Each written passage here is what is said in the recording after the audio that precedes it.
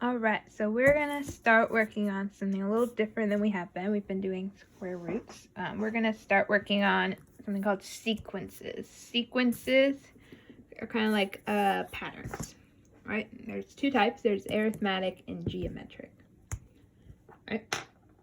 Arithmetic is when you have a bunch of numbers in a row and you either added or subtracted every time to get those numbers. A couple examples would be like if I started with 1 and I add 3 every time. So that'd be 4, 7, 10. I'm adding 3 every time to get the next number, right? That would be arithmetic.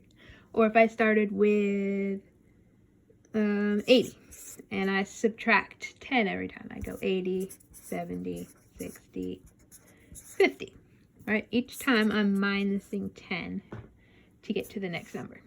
Those are arithmetic. When you add or subtract, it's arithmetic. Kind of like the word arithmetic, which is adding and subtracting, right? It's kind of easy to remember like that. If you multiply or divide every time, it's called geometric, right? So we start with 2, 4, 8, 16. Each time I multiply by 2 to get to the next number. Or we could do something like this: 5,555. Each time I divide it by 10 to get to the next number, right? So if it's a multiply or a divide every time, it's geometric, right? So we've got two different ones, arithmetic and geometric.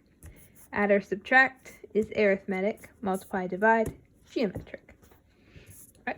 So what you're going to be asked to do on your IXL is something like this. It'll give you something like this, like Scott's writing a poem.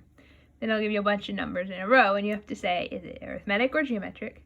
Is it both of them, or is it neither of them? All right, so that's going to be what we're working on. So I got some examples here. So here's the steps to determine it. You got to do all 3 steps every time, right? So first, to decide if it's arithmetic, what you do is you do the second number minus the first one, and then the third one minus the second one. If those 2 numbers are the same, it is arithmetic. For geometric, what you're going to do is divide. So second divided by first, and then third divided by second. If you get the same number both times, then it is geometric, right? And because both is one of the options here, we have to do both those things just in case it's both of them, right? So it could be one or the other. It could be both of them. It could be neither of them, right? Those are all the options.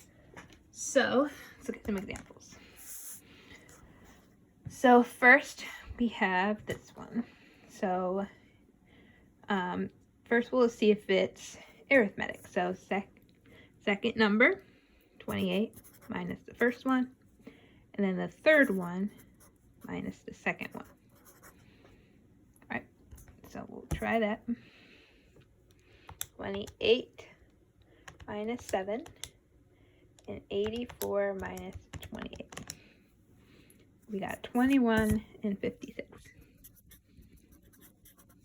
So it is not arithmetic, because those are different numbers. Let's try dividing this up. 28 divided by 7, and 84 divided by 28. 28 divided by 7, and 84 divided by 28.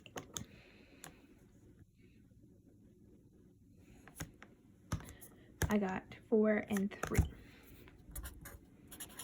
Those are not the same number, so it's not geometric. So since it didn't work for either of them, that means it is neither. Right? That's how you do it. So example 2. Got 3 minus 2, and then 5 minus 3. Got 1 and 2. That didn't work. 3 divided by 2. 5 divided by 3.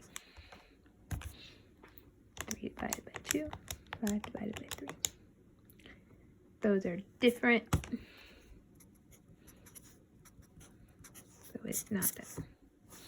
Neither.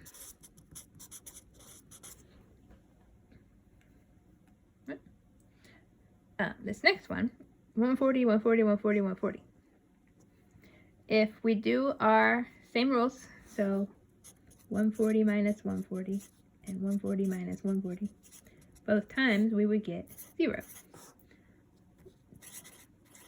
So that did work.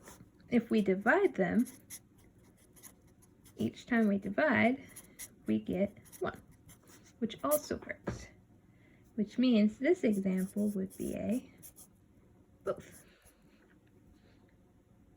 I'm going to continue my examples in the part 2 video, so make sure you go check out part 2.